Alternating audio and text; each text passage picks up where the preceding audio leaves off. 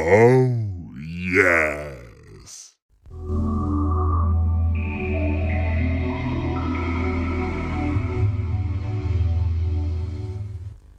In questo video niente preamboli e si arriva subito al punto. Yes! Ho già pubblicato tanti video sulla Sega Dreamcast dove faccio vedere lo smontaggio.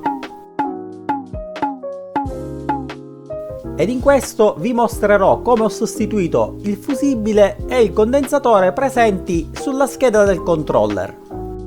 Una volta aperta la console, scollegare il cavo flat e il cavo della ventola. Rimuovere le 4 viti e il gioco è fatto.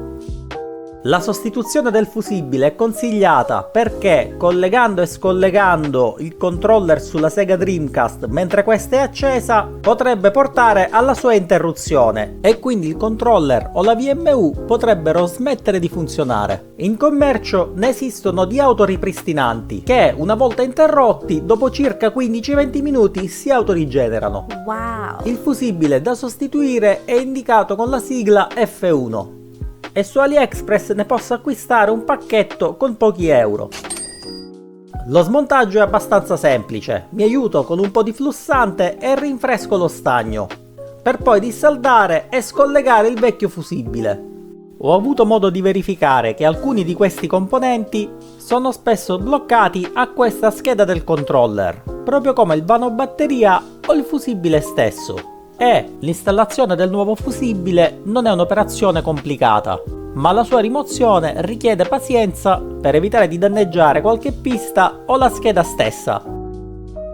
Se tutto è fatto in modo corretto, la scheda sarà pronta ad accogliere il nuovo componente.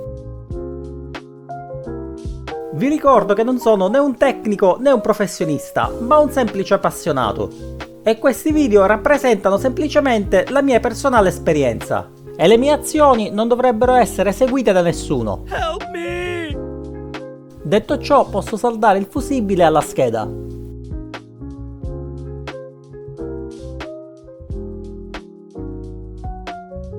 Una volta completata l'operazione, pulizia con alcol isopropilico e posso smontare il condensatore. Le specifiche sono stampate sullo stesso condensatore e ne possiedo uno che ho recuperato nel kit di sostituzione batteria e LED.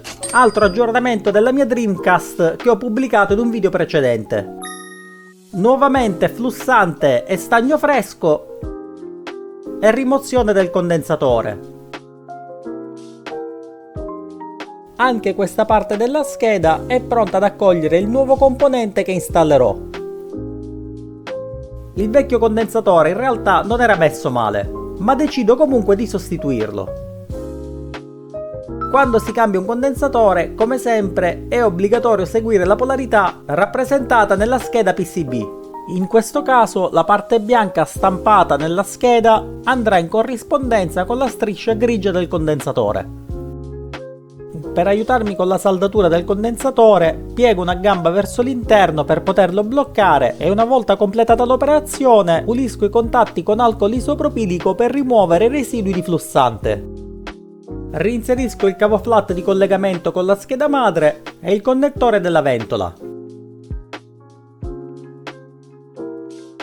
Riavvito le viti che bloccano la scheda del controller della Sega Dreamcast alla console. Chiudo tutto e test! Se questo video ti fosse piaciuto o ti abbia fatto cagare, scrivilo nei commenti. Ciao e buona controllerata Dreamcast wireless e non a tutti!